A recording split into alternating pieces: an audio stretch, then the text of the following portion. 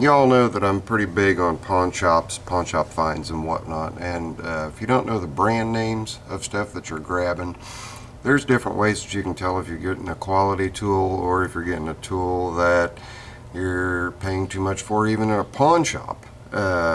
Case in point, I'm going to start off with these little guys here. These are Kleins, but what you have is essentially floral nips. So they're made to go through ductile or very soft metals. This isn't something that you would want to take out in the field to be cutting fence, obviously, as small as they are. So you have to bear that in mind. You need to go out and get the tool that is going to do the job for you. So if you're wanting to cut floral wire, that's your ticket. Now, you may think the same thing about these small end cuts here, but again, we're going back to quality. These are Craftsman's, and they're actually so hard that I can nip through my welding wire, I can nip through piano wire, I can nip through a lot of things with these and not do any damage to the edges. But when you go to the pawn shops and you're looking, first thing you want to look at is the initial condition of the tool. Like we have an old pair of channel lock side cuts. Okay, I have had this pair for about 30 years, and the edges on these are as nice and crisp as the day that I got them. And I got them, like I say, about 30 years ago. Why are the edges so nice? Have I touched them up? No. They're just that high quality. They're just that good of steel. So you get into a toolbox and sometimes you're going to find really old tools. And when you find those old tools, what you want to do is you want to take a look. Look at the condition of the jaws. You can see how these are mashed down. The crosscut checkering is almost non-existent in some places. The cutting edges, you see a shiny spot, cutting edges are just deplorable, just in really bad shape. Well, back in the day, this was a cheap pair of lineman's pliers. So cheap, in fact, there isn't even any line cutting grooves on either side. For example, this old pair here has the line cutting grooves, has 3 of them as a matter of fact, 1, 2, and 3 down in the belly. This pair is even older than this pair. The jaws on this pair, look at this. See if I can get the light. Look at that. I don't know if it's doing it justice or not, but those jaws are literally perfect. I mean, nowhere. And these are USA made, obviously made of some really, really good steel. Being linemen's and not having insulated handles. They at one time did have insulated handles on them. They're long since gone. But this was a pawn shop buy and a grab bucket for 50 cents. Would you spend 50 cents on something like this as opposed to a pair of Pittsburgh lineman's pliers? Yes, absolutely. Get the older stuff. Get the better stuff. It's right there. If you can get it for a comparable price and it shows age but it does not show wear, well, you're way ahead of the game. These are going to last you the rest of your life. So that's essentially what the video is about. And even Japanese steel is better than China steel. And these are older, fuller,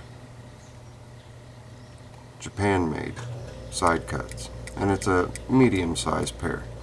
This would have been, you know, a low-cost pair of side cuts. Now let me show you something. Here's a little machine screw.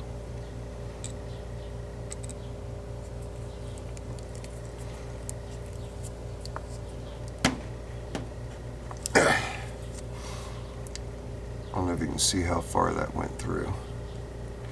But look at the jaws. It did absolutely no damage to the jaws. Now every toolbox you go into, at a pawn shop, there's going to be something in there you're going to be able to test your side cuts with, like a small finishing nail. No marks or mars. So even though it might not be USA made, made in Japan, you can still get a good tool. So that's the easiest way to check. If all you're going to be doing is cutting wire, obviously you want to make sure that it's going to cut through the wire completely and cleanly. And this is stranded wire. You're not going to have any stray strands hanging around. So even this supposedly cheap Japanese pair, fantastic. You saw it go through that finish nail. You saw it just about go through that machine screw. They don't have to be brand name to be good, but you get something like that, a pair of these Pittsburghs,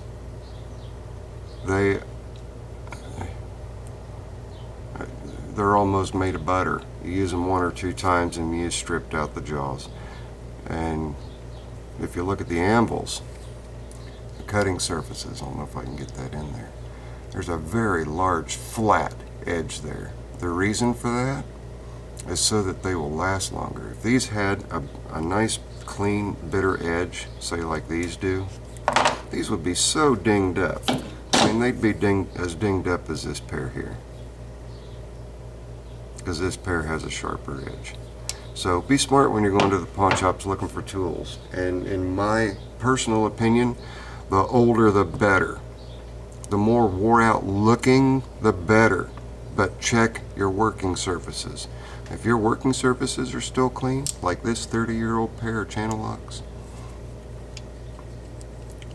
they're going to last you a long, long, long, long time. So that's just my little